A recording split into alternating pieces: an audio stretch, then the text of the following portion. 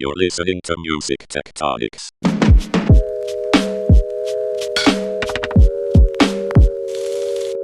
Welcome back to Music Tectonics, where we go beneath the surface of music and tech. I'm your host, Dimitri Vitsa. I'm also the founder and CEO of Rock, Paper, Scissors, the music tech PR firm. Today, I have back with me Darryl Ballantyne, the CEO and founder of LyricFind. How's it going in Toronto these days, Darryl?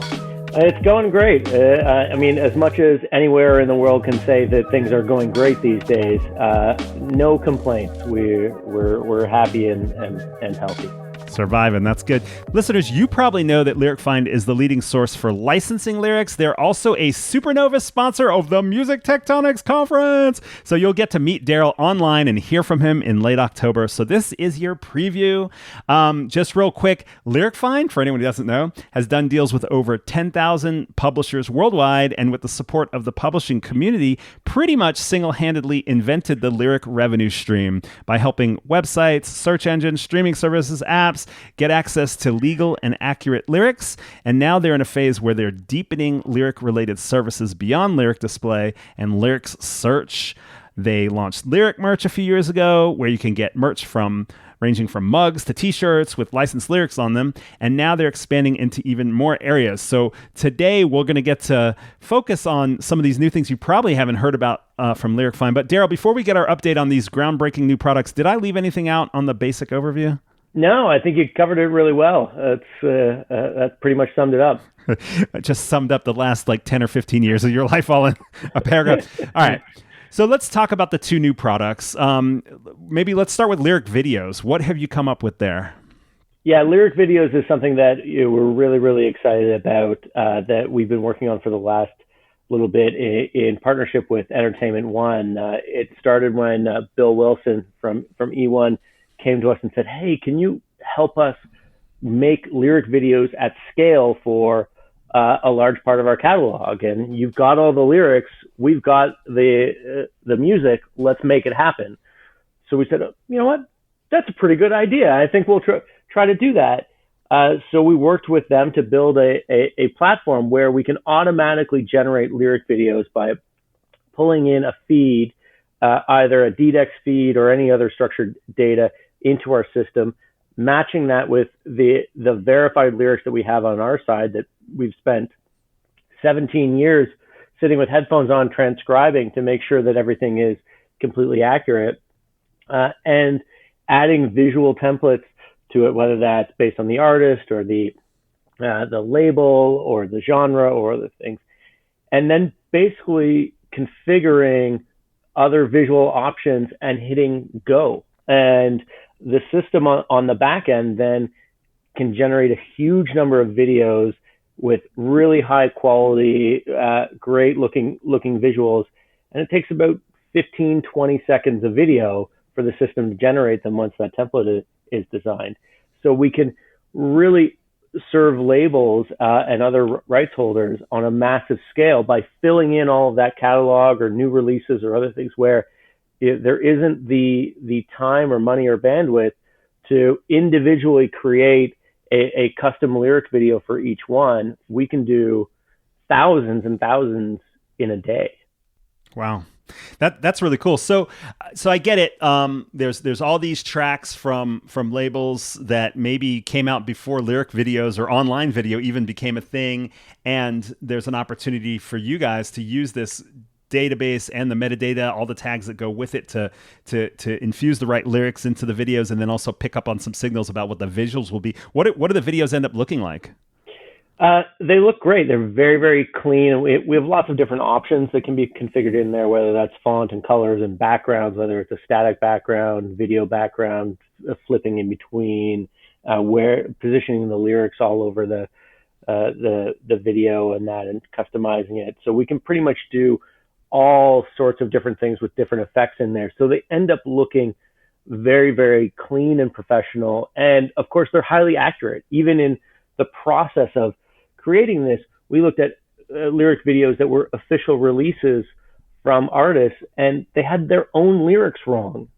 So it's mind-boggling that the quality hasn't been there, both of the lyrics themselves, as well as the overall video production. We've all seen lyric videos on YouTube that look absolutely terrible. It's a black screen with an ugly font and inaccurate lyrics, bad spelling, bad punctuation, and everything, and they still have hundreds of millions of views.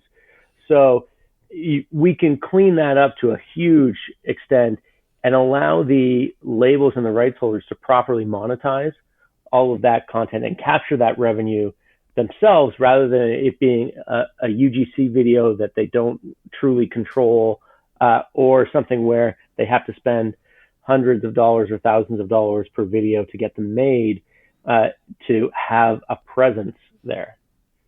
Got it. So let's contextualize a little bit. Tell us a little bit about the significance of music and lyrics on video platforms like YouTube. I remember in the early days of all the interest in Google search that music and lyrics were oftentimes the most searched for terms. Are there stats that demonstrate the potential for labels that have yet to create lyric videos for their catalog, or stuff that came out before the online video boom?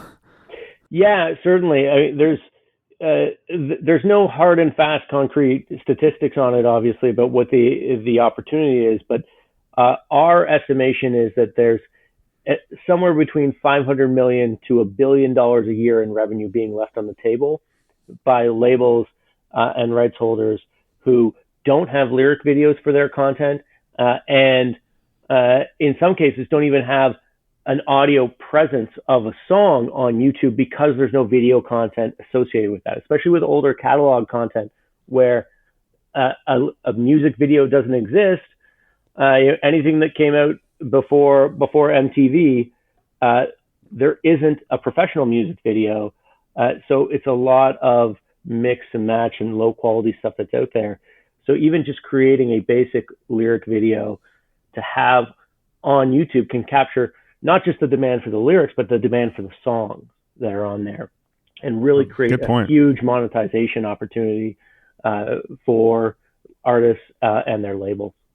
I've always found it intriguing that you knew you wanted to build a business around lyrics, and through the process, you ended up creating this new revenue stream for the industry by becoming this bridge between lyric rights holders and companies that wanted to use lyrics in their music-related websites, apps, whatever it is. Let's talk a little bit about the revenue opportunities for lyric videos. You mentioned the overall market. How do you explain it to? Well, first of all, all your previous kind of services were really monetizing for publishers, right? So this is a flip to an additional market. Yeah, it is. This is our first really label-focused service where they're providing the audio and and we're generating the videos as a technology provider for them rather than a licensing provider. However, it's also a huge monetization opportunity for publishers as well, since obviously whenever music is played on YouTube, they're getting paid too. So if we can generate billions and billions and billions of more plays of lyric videos on YouTube and other video platforms, that's a huge benefit, not just to the labels, but also to the publishers too, because they're sharing in that monetization. And that's kind of been our goal throughout our entire history, is to get rights holders and creators paid for their work. And it started off at the very beginning of the company when we were trying to monetize lyric websites that didn't have licenses. And it was functionally good for the lyric website and for fans who could then access the lyrics, but the people who actually created that song and those lyrics weren't getting paid for that use. So it was important to us to monetize that for the rights holders, for them to get properly compensated and legitimize that business. And we started to do some of the same things with lyric merch, where there's a lot of counterfeit unlicensed merchandise. You can go through Etsy and Redbubble and all sorts of places like that and see lots of merchandise using lyrics that isn't licensed, that we're trying to legitimize. And this is another aspect of that, where we can create high quality, professional looking videos. And instead of a label or a publisher then relying on user generated uploads that are of suspect quality and accuracy and also are then monetized as UGC content rather than monetizing as premium content distributed through Vivo or distributed through official artist channels. This allows them to massively increase their revenue from video, and to maintain much more control over it, and sort of have that land grab of, there's a new release that's coming out, somebody is going to create that lyric video. It should be the label, so that they control that piece of real estate. Got it. So there's also a quality control issue that comes into play when they own the video rather than waiting for somebody else to do it. Exactly. Then the version that becomes popular and shows up first in all the search results on YouTube is theirs, and not, Jeff from Calabasas who put up a UGC video and is filled with errors. Yeah. I mean, it's great that Jeff's a super fan and all, but... Love Jeff. Yeah. Awesome. All right. Listen, Darryl, we're going to take a quick break, and when we come back, let's switch gears and talk about Lyric IQ. We'll be right back. Music Tectonics conference speakers include VIPs and big thinkers from all over music and tech. From DSPs, social platforms, labels, investment firms, live music companies, music-making apps and gear, and many more. But a lot of the creativity at the conference comes from the young startups who have their eyes on the future of the music industry. Meet the music tech startups to watch out for at BandLab presents Swimming with Narwhals, a music tech startup competition at Music Tectonics. Forget Shark Tanks, narwhals are real, the gentle unicorns of the sea. 10 semi-finalist startups will pitch at the Shock Before the Quake, an online pre-conference event on October 18th. Then, 4 finalists will vie for supremacy at the online conference October 25th through October 27th. You'll have the chance to cast your vote for an audience choice winner. Jump in and swim with the narwhals. Get your conference ticket at musictectonics.com. Okay, we are back with Darryl from LyricFind's, and like I said, I wanted to dive into, we talked about your lyric video thing, which is super cool. I'm excited to see you demo that at Music Tectonics. People can actually see what it's like. But let's talk about your other new product, Lyric IQ. This is also fun. I see this as a really super creative, deeper dive into what you can now do, since you have this large lyric database and this strong data structure with all this metadata that probably nobody else has ever put together before. Tell us about Lyric IQ. Yeah, so Lyric IQ is another really interesting and exciting product for us, where we looked at the data that we had and tried to figure out what can we do that nobody else can, similar to lyric videos and lyric merge. What are we uniquely positioned for? And we realized that there's a lot of information within the lyrics themselves that tell a story about the songs, or that link songs together. So we started partnering first with IBM Watson and their natural language processing team to look at the lyrics content and measure the strength of each of the main emotions in the song based on the actual text. There's a lot of products out there that will tell you what the mood or emotion of a song is based on how it sounds, but not when you're looking at what the song is actually about.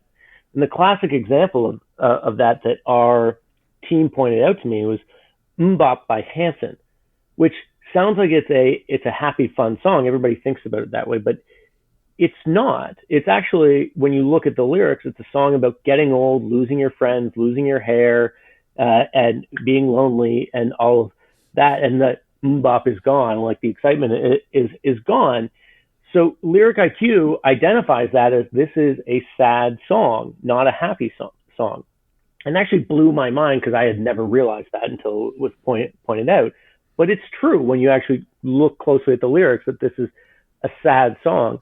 So if you're trying to algorithmically determine happy songs to play, and you're playing something like Mbop that sounds happy, but if you're listening to the lyrics is not, that's a failure in that recommendation. So we realized that looking at lyric data, we could really hone in on that as a lyric-only analysis to tell a deeper story about each individual song and what it's actually about. And from there, we started to build on with what else can we look at. We realized through conversations with a lot of our clients that measuring content and explicitness of music was a big pain point, because the RIAA parental advisory sticker shows up mostly on a release level rather than on an individual song level. And when you look up what the rules are for something getting that parental advisory notice on it, the rules are basically, I don't know, if you want to put it on, put it on. If you don't want to put it on, don't put it on. There's no control over that. It's a voluntary flag that is put on by the people releasing it. So that doesn't make any sense. And it's basically mostly just looking at sort of George Carlin's 7 Dirty Words, and does one of them show up? Then maybe it's explicit. But even then, you look at Life as a Highway by Tom Cochrane, and it wasn't explicit enough. It used the word shit, but not in a context that they thought was explicit. So we wanted to have a much more in-depth and concrete measurement of what is actually inside this song and what are the things that are being discussed. So we created algorithms that look at every single lyric and measure in 31 different categories and rate each song from 0 to 100 in that category. So we have categories beyond just regular coarse language.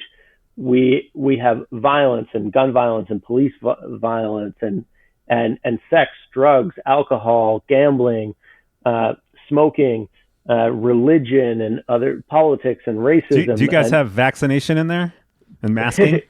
We do not. Maybe we should add like an anti-vax category or something like that. But we have then 31 different categories that we're measuring here to enable people to really dig deep into the content of a song. So maybe there's nothing coarse language explicit in a song, but maybe there's a lot of sexual references or violent references that you might not want to have on a kid-friendly service, for example.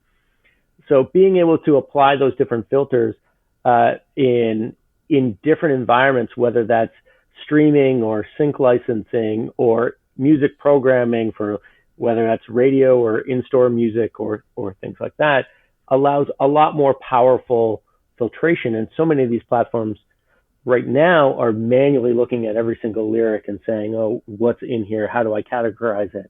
That just doesn't scale. It's a lot easier to just have us do it and provide it. So that's been a really, really interesting scenario to think of the different types of implementation for it. And then the final part of Lyric IQ, which we're just wrapping up development on, is really deep subject matter analysis to know that these are songs that are about Toronto. It mentions the CN Tower or Yonge Street, so we know that this song is about Toronto. It mentions Santa Claus, so we know that this is a Christmas song. Like tying all of those things together to look at references to people and places and brands and holidays and all sorts of other different categories to tie it all together to really have deep search and discovery and playlisting capabilities based on the subject matter of the song. So combined, all of this is what we call the Lyric IQ package, and it really allows a very, very deep understanding of what a song is actually about rather than just what it sounds like.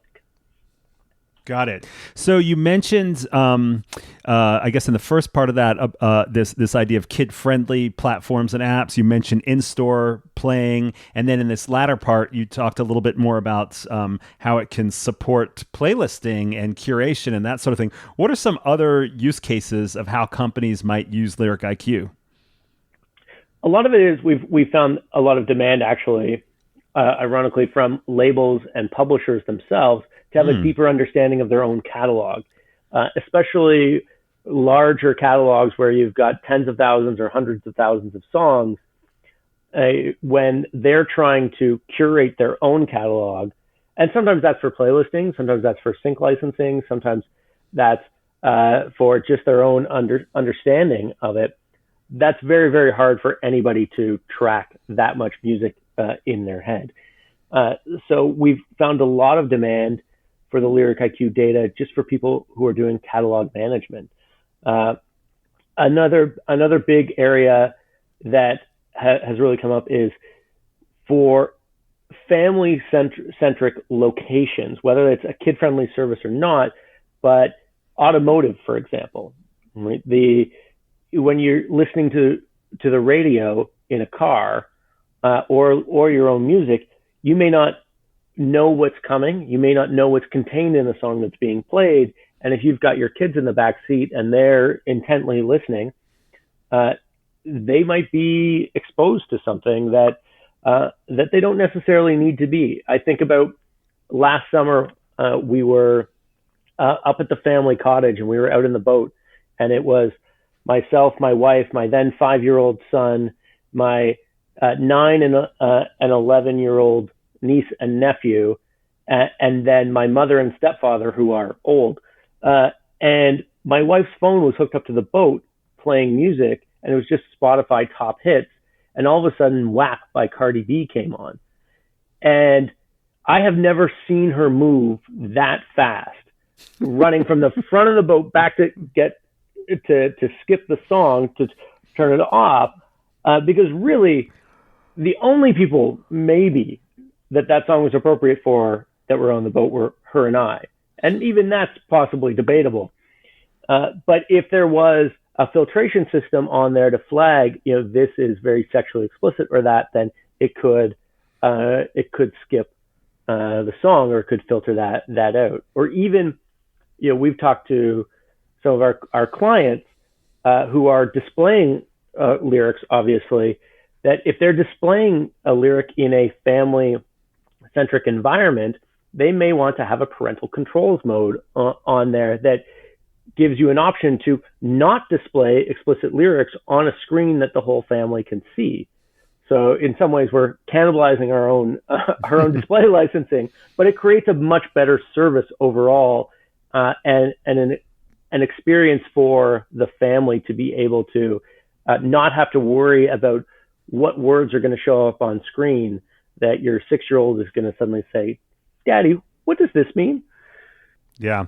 So this makes a ton of sense, and it's really interesting to think about how the digitization of music and now lyrics, thanks to LyricFind, getting this stuff into this digital format allows you to do all these other functions and to apply to different sectors and different experiences and so forth. Can you imagine other industries that are using lyric data in this way, Lyric IQ, in unexpected ways? I mean, maybe, I know right now you're talking from, hey, we've just put this out. We're talking to a lot of different companies. We know who's interested in these particular use cases, but where do you think it could go in 5 years or 10 years in other industries and other experiences? I think certainly like gaming is a big area that can use that data, where they're trying to again have, if their target audience or age of a user is younger, they may want to filter out that content, or to program different emotions and different themes for a particular part of the game that fits in. So being able to understand those themes and understand those emotions to have it fit in really well. One interesting thing that has come up that we're exploring is actually private prisons and music services that are there, and being able to filter out what an inmate can and can't hear because it may incite them to riot, and what are the rules around that, or culturally different rules for what songs are acceptable in different locations. So many services now are global. It's very hard to know what is contained in every song and what is acceptable in every territory, and then apply all of that and do that individual territorial analysis. So we can help with all of those things. But I think broadly what we're going to see is just a lot more personalization of our listening, and a lot more directed at, you've been listening to all of these happy songs, so let's continue that. Or wait, everything that you've been listening to is very sad and depressed. Maybe you need help in other areas. And mental health services that can be centered around what you're listening to and what you're choosing for yourself can potentially open up a lot of opportunities to help people. We've been talking to different healthcare providers about how the emotions in music and can both indicate where a patient is currently at as a mental state, but also help to steer them away from that into a more positive state by picking the right music programming and having things that are more uplifting. So that kind of stuff is really fascinating. And I think with a few more years of building and testing and trying to really legitimize and scientifically validate a lot of that data, there's going to be really a huge benefit in the mental health space by looking at music and music programming to help there. Yeah, I love the self-administered, like the next phase is the self-administered part where you're like, I just need to shift my mood. I need to shift my perspective. And you might choose music, both acoustically and lyrically, that will get you to a place where you want to be. Like it could be like an optimization thing. I always had this vision of, we can get sick. Sickness is contagious. Why isn't wellness contagious? Music is the one thing where wellness could be contagious, especially with tools like that. That's awesome. Exactly. Enthusiasm is contagious, right? And happiness is contagious if you are around that. And if we can help foster that, then we can make that happen. Yeah. Awesome. Cool. All right. Look, we're going to take another break real quick. And when we come back, one of the things I love having you on the podcast to talk about is the big picture. You've been in this for so long in the music and music tech space that you're tracking all this stuff. And I love hearing what you have to say about a moment in time. So I'll ask you about that when we get back. Who will you meet at Music Tectonics? Our annual conference is known for bringing people together from across the music tech landscape to share ideas and get business done. In 2021, we're bringing together a slate of speakers at the cutting edge of tech for recorded music, live music, and music making. You'll hear from Tracy Chan, head of music at Twitch, the live stream platform built for gamers, now home to many artists who stream live shows to their adoring fans. Mark Mulligan, managing director of Media Research and everyone's favorite music tech seismologist. Marisol Siegel, head of digital partnerships at AEG Presents. Will Page, the former chief economist at Spotify and author of Tarzan Economics. Dina Lapolte, top music industry lawyer. David Pelham, royalties at Concord, and many more music tech movers and shakers. Get your ticket to join them at the online conference October 25th through 27th at musictectonics.com. That same ticket gets you access to in-person networking by the sea in the Los Angeles area on November 2nd. Do not miss this. Okay, we are back with Darryl from LyricFind. And like I said, I want to ask you, Darryl, how would you describe this moment in time in the world where music and technology intersect? Where have we been since the last Tectonics conference, and where are we now? I think if I was going to pick one word to describe our current moment in time with music tech, it's exploratory. Because I think in the early days of music tech, there's a lot of hesitation, there was a lot of fear, there was a lot of, this is going to destroy our livelihood. And then we went through a phase where it was growing, and then the concern became, are these DSPs or other people becoming too powerful? Are they becoming the gatekeepers for everything?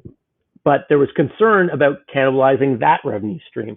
I think now we've reached a point where the industry understands that it's not about cannibalization, it's about augmentation. So having music available in more places does not mean that you're not going to stream it on Spotify. Having the video available on YouTube that's for free doesn't mean that you're not going to subscribe to a music streaming service. It all adds together, and then you see things like TikTok coming through and being a huge revenue generator for music industry now, and that's all additive. Things that we're doing with lyric videos, for example, it's all additive. It's not going to take away from views of other music videos that are there. So I think we've entered into and are coming into almost a golden age of exploration when it comes to music and what it can be used for, where you've got things like TikTok that has proven the model that you can license this, it can grow, it can be huge, and it doesn't hurt anything else. You look at things like concerts that are happening in Roblox and other platforms. They're having huge gross dollar numbers associated with them, huge audiences, and reaching so many more people. And when you've got a single show on Roblox that is grossing more than a 150-day tour did, that's opening up a lot of eyes and opening up a lot of possibilities, and it's reaching more people, because you're not going to have a major band that goes on a tour with a stop in Yellowknife. But somebody in Yellowknife can see that show just the same as somebody in New York City on an online platform.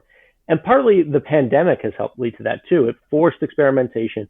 It forced people to take a step back from the go of daily touring life and really daily life completely, and look at different digital options and say, okay, let's experiment with this. Let's try to do this. And what we're seeing in our conversations with both clients and publishers, when we're working on a licensing deal, is that there's way more willingness to give things a try and say, let's do an experimental license for a year and see what the usage is. Then 5-6 years ago, the concern was always, I don't want to risk it. What if we license that, it's going to take traffic away from this other thing that we're making a bunch of money off of. So I think that there's so many more opportunities now to do different and cool things with music, and try different types of monetization, try different integrations into things, whether it's digital concerts or online streaming or short form content or regionalized or different microservices that serve a niche or an artist or things like that. Now is a great time to be experimenting with that. I think the rights holders are much more open to those types of things. So, hey, if anybody is out there thinking, I have this crazy idea of something that I could do in music, but there's no way anybody would license it, you've probably got a way better chance now of getting it licensed than you did a few years ago. So give it a shot. That's really great news, because it really has you're the first person I've heard who said it that directly. I definitely have seen this emerging uses of music and new spaces and legitimate business models that are serving the creators, the rights holders, and the technology, all like in a win-win setting. But it's interesting to think, oh well, yeah, stuff that you would have said no to 2 years ago, or you would have just been like, it's going to be expensive to get those licenses, might actually at least try it out from an experimental level and see if it actually works, which is I think a great opportunity for getting music into more spaces, more creativity in how people are experiencing music and integrating music into other spaces. Yeah, and who knows what the next TikTok is going to be that's going to be suddenly generating hundreds of millions of dollars for the industry a year or more, right? Like if we went back however many years and said, that this is what's going to happen, probably a lot of people at major labels, major publishers, major tech platforms or others would have laughed at it and said, nah, people aren't going to do that. Nah, you're not going to get 100 million people watching a digital rendering of a concert in a game platform and spending millions of dollars for virtual goods. That's not going to happen. Well, guess what? It is happening. And because it has happened, everybody's eyes are opening much, much wider. Yeah. This is kind of related to the last question I really want to ask you. As our other host, Trista, likes to say, let's get sci-fi. When you imagine an ideal near future music industry, what do you see? What do you think is coming next that's a little more future looking? Oh man, it's hard. It's hard to say. I mean, I think it's going to be more deeply integrated into our day-to-day life, and more connectivity between platforms with less work required. So if I'm, for example, now, if I'm driving into the office, I'm listening to the radio on the car, and then I'm coming into the office and I'm flipping back and forth. Sometimes I've got streaming music on. Sometimes I'm on calls or doing things and it's not. And then I come home and I've got an Alexa device that is sometimes playing music and other things. But everything requires action to pick up where I left off, or to start something new. And I think over time, more sci-fi, it's just going to be fully integrated, that, and maybe it's based off of your phone. I get into the car. It knows that it's me. My car already knows who I am as I'm walking up to the car from that. Why not take the next step and integrate the music into that, so it can just, as soon as it's connected, start playing where I left off. I walk away from the car, locks the car, stops playing the music.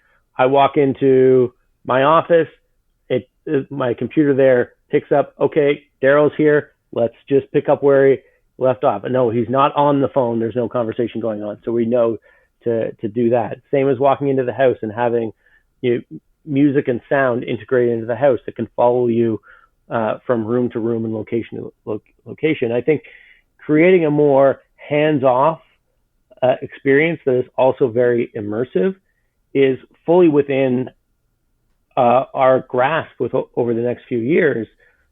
It's just a matter of getting all those pieces together at once. Yeah, it's interesting. When we did the seismic shift trading cards at the first Music Tectonics, one of them was music is like air. And the idea was about ambient technology, that you don't have to touch anything. It just kind of is around you, the way that you're describing this ambient triggers, or even, what do you call it, physiological triggers about mood and all that kind of stuff. But what you're talking about is the next level. It's kind of like interoperability, where it not only you don't have to touch anything, but it actually knows, and it jumps from device to device, platform to platform, which makes it even more seamless. Yeah, it just follows you wherever you are, and hooks into whatever the speakers are around you, whatever the experience is in your current location. Perfect. I can't wait. So, Darryl, this has been great. As we wrap up the episode, I mean, you've always been a big, activist presence at a lot of the music industry and the music tech conferences. I'm curious to hear, what are you hoping to get out of the Music Tectonics conference this year? I mean, partly it's just seeing everybody, right? And the last year and a half, I haven't been on a plane in a year and a half, and it's driving me insane. Like, as you know, I'm used to traveling all the time and seeing everybody in person. So the biggest thing for me is I want to get back out into the world and see people in person and having events in person.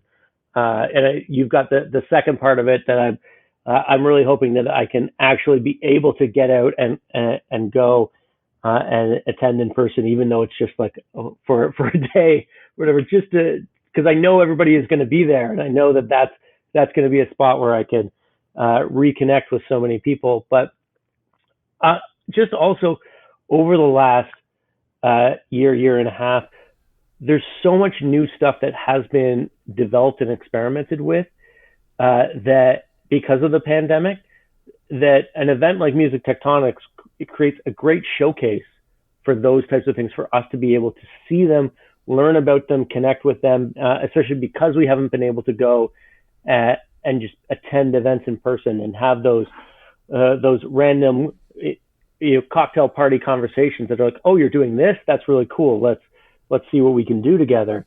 The platform that you provide for them to be able to really get that exposure, because we want to learn about them. We want to see who's out there and whether there's something that we can do together, or that we can do for them or they can do for us. There's lots of of opportunity there, I think. So really looking forward to seeing the new things that are coming out.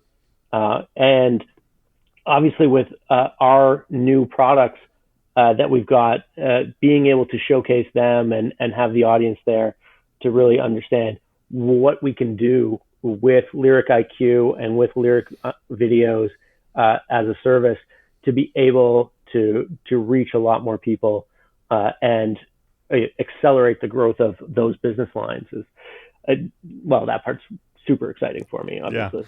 I'm biased about that. It's cool. I mean, showcasing what you guys are up to also and having the opportunity for people to engage with that. And I'm super excited also because this year you're going to be doing a lightning talk. You're one of a handful of innovators who will offer up like maybe a TED Talk style presentation, which we think will be a cool balance to the panels and the speed networking. And we put so much thought into trying to make sure that the online conference has all the parts that help everyone in the music tech space that you're talking about get business done and have a great time.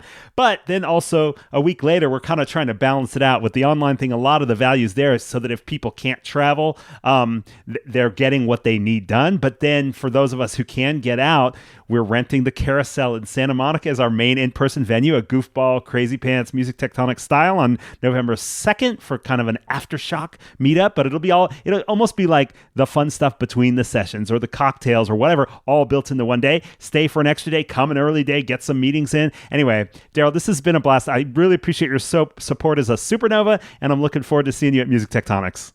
I can't wait. I'm really looking forward to being there in person in November and then just catching up with everybody in October online. Awesome. See you there. Thanks for listening to Music Tectonics. If you like what you hear, please subscribe on your favorite podcast app. We have new episodes for you every week. Did you know you can dig deeper into all our episodes with the show notes at musictectonics.com. While you're there, look for the latest about our annual conference, sign up for our newsletter to get updates, or get the Music Tectonics app for music tech news. Everything we do explores seismic shifts that shake up music and technology the way the Earth's tectonic plates cause quakes and make mountains. Connect with Music Tectonics on Twitter, Instagram, and Facebook, and find me, Dimitri Vitsa, if you can spell it, on LinkedIn. Bye-bye. You're listening to Music Tectonics.